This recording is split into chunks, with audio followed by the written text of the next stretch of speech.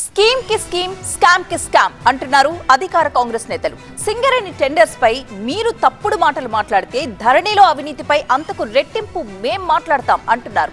మీవి ఆరోపణలు, మావి ఆధారాలు అంటూ బల్లగుద్ది మరి చెబుతున్నారు. ధరణి పోర్టల్ పై సమీక్ష జరిపిన మంత్రి పొంగులేటి త్వరలోనే మరొక బాంబు పేలుస్తానంటున్నారు. అసలు ఫోరెన్సిక్ ఆడిట్ నిర్వహించిన కమిటీ ఏం తేల్చింది? అప్పటి ధరణి పోర్టల్ ఆసరాగా నిజంగానే అవినీతి జరిగిందా? ఒకవేళ జరిగితే అందులో ఎవరి పాత్ర ఎంత? పూర్తి ఆధారాలు బయటకొచ్చేదెప్పుడు?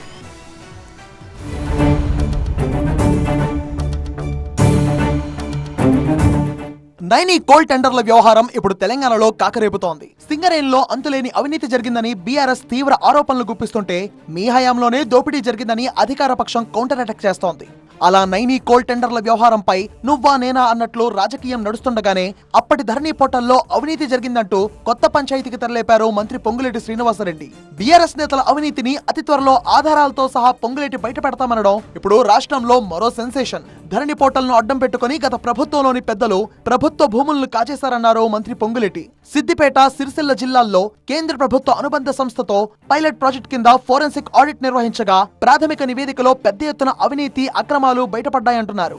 ఈ నివేదిక ఆధారంగానే మిగిలిన 31 జిల్లాల్లో కూడా ఫోరెన్సిక్ ఆడిట్ నిర్వహిస్తామన్నారు. ధరణి పోర్టల్ను అడ్డుపెట్టుకుని అక్రమాలకు పాల్పడిన ఘటనలపై ఏర్పాటు చేసిన ఉన్నత స్థాయి కమిటీతో సమావేశం నిర్వహించిన మంత్రి పొంగులేటి అవినీతిలో ఎవరి పాత్ర ఎంత, తెర వెనుక ఎవరైనా ఉన్నారా, రెవెన్యూ అధికారుల పాత్ర ఏమైనా ఉందా వంటి అంశాలపై కమిటీ సభ్యులతో చర్చించారు. కమిటీ ప్రాథమిక నివేదికను పరిశీలించి మరికొన్ని సలహాలు, సూచనలు చేస్తూ మరింత లోతైన విచారణ జరిపి తుది నివేదికను సమర్పించాలని సూచించారు. ధరణి పోర్టల్ ప్రారంభమైనప్పటి నుంచి జరిగిన 35,000 లావాదేవీల్లో ప్రాథమికంగా 4,848 లావాదేవీల్లో లోటుపాట్లు గుర్తించినట్టుగా పొంగులేటి చెప్తున్నారు.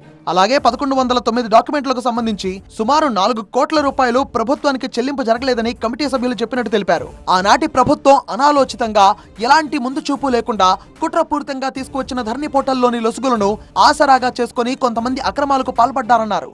అందుకే భూభారతి పోర్టల్ ద్వారా ఆడిట్ నిర్వహించి అక్రమాలు గుర్తిస్తున్నట్టుగా వెల్లడించారు. 9 జిల్లాల్లో 35 మండలాల్లో అక్రమాలకు పాల్పడిన 48 మందిపై క్రిమినల్ కేసులు నమోదు చేశారు. మొత్తంగా అవినీతి పరుల భాగోతం అతి త్వరలోనే బయటపడతామంటున్నారు మంత్రి పొంగులేటి. ఏ ఒక్కరూ తప్పించుకునే ప్రసక్తి లేదంటున్నారు. మరి కమిటీ ప్రాథమిక రిపోర్ట్ పై బీఆర్ఎస్ ఎలా స్పందిస్తుంది, అవినీతి ఆరోపణలపై ఎలాంటి కౌంటర్లు ఇస్తుంది అన్నది ఆసక్తికరంగా మారింది.